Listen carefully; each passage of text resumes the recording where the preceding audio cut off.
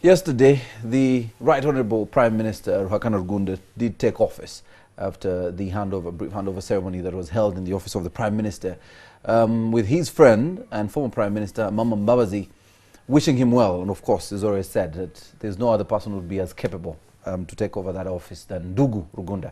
Tonight on Newsnight, we continue to look at the office of the Prime Minister, both the outgoing Prime Minister and the current Prime Minister. Andrew Mwenda, the old man of the clan, is here. He's also the CEO of the independent magazine. Andrew, thank you for joining us. Yes. But you see, today I'm copying you. I'm so... I have decided to put on a tie. You've thrown away the yellow tie. Let's take a look at what's happening at the moment. Several weeks after the Prime Minister was dropped, he's still not made his position clear. He's still not spoken out. Even yesterday when he was handing over office to Ndugu Rugunda, he stayed away from what he was going to do next, or whether he would offer himself for any position, since we are not even sure which position he would want to contest for. He's very silent, and many people look at his silence as a man who's very intelligent and knows when to say the right words at the right time. Well, I think that if you don't want to make a misstep, it is always better to remain silent. Now, there are two strategies I suspect Mbabazi could be having. One is that he has calculated that if he comes out and sets his position, he may, which is that I'm going to run for president, then he will have exposed his plan too early. The problem with this speculation is that anyway, Museveni and the entire Museveni apparatchik are working with the assumption that Mbabazi is going to run for elections. So his silence is so loud to them, in fact, is an indication that he wants to run. People have accused you of seeking to run against President Yoweri Museveni. So if the accusation is wrong, come out and say it is wrong. Silence sometimes is an admission of guilt. In this case, I think that Mbabazi is not helping his own cause.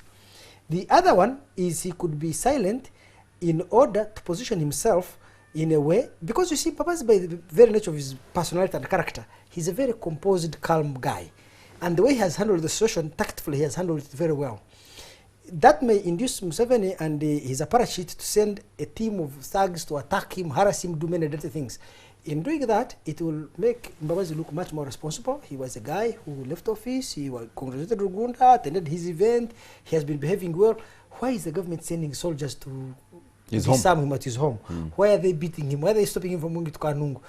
If over time he projects himself as a victim of an arbitrary system of government that is harassing him when he has done nothing, right, then he can build the necessary profile to launch his presidential bid. Those are the only two things I can think about.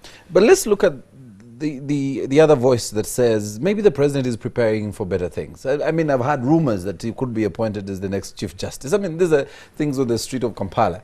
Are we reading it on this I show. know, but are we reading the script the other way? And we've opted to look at the negative, the fact that the state will go after Mbabazi and for keeping quiet, than appreciating the good he has done. Because when he was handing over office, he said, well, I picked this office up from the Right Honourable Apollo Sibambi, who had done a good job. Here's how far we have come, and we believe this is we've done our job. Here's where you can continue from Ndugu Rugunda. And probably Morris, let me tell you, I told you last year in December on this show that we're going to see a clash between Museveni and Mama Mbabazi.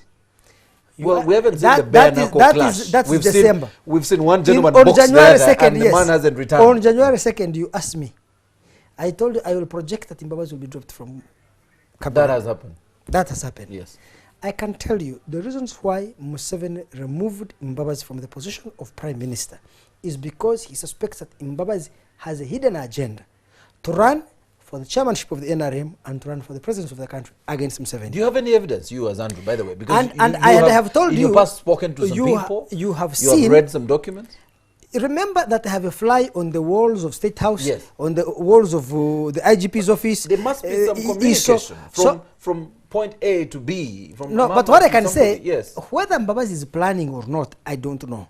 But what I know, and I can say without fear of contradiction, is that President Yoweri Museveni has received a lot of intelligence reports suggesting that Mbabazi plans to run for him, from NRM mobilizers, from police, from ISO, from so many sources that the president has, because remember Museveni relies on intelligence as what you'd call popular vigilance. So people go and tell him these things, up to Mbabazi's own supporters in Kanungu, whom he used to meet in his own compound. But there's always so it is false possible, and true yes, information. it is possible that the allegations that Mbabazi wants to run for president are false.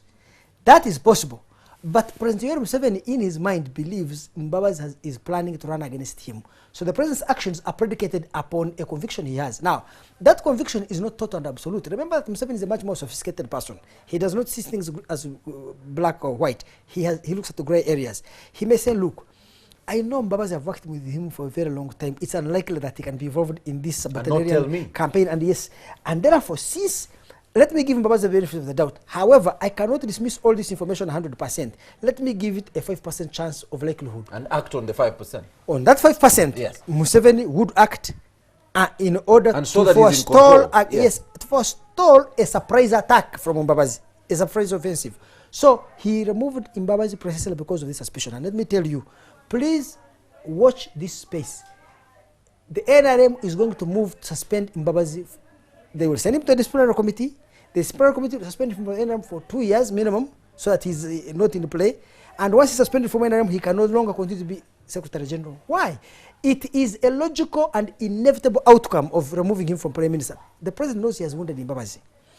But how do you wound a man of Mbabazi's skills, stature, experience, and leave him in control of the party machinery as Secretary General? So Mbabazi has to be removed as Secretary General. If Mbabazi does not resign, I tell you they will seek to humiliate him. Now remember, because of Mbabazi's previous profile, there are so many people in the NRM and around Museveni who want to exact their revenge. Even if Museveni does not order anything, they will move fast and they will move viciously to harass Mbabazi. Now, of course, for me, I advised the Prime Minister. He said, I lack wisdom, I lack experience, I lack maturity. And I agree, Mama, perhaps I lack all these things. But as an old man of the clan, I can simply say one thing, that when I think, you see, I'm trying to calculate the inevitable steps. Once Museveni removed Mbabazi as Prime Minister, he set in motion a series of processes that he himself, as Museveni, cannot restrain. One of them is that if Mbabazi does not voluntarily resign as Secretary General of the NRM, I can tell you they will follow him to the gates of hell to get out of that job. Thank you, Andrew. And that was Newsnight. Thank you, boss. Thank you.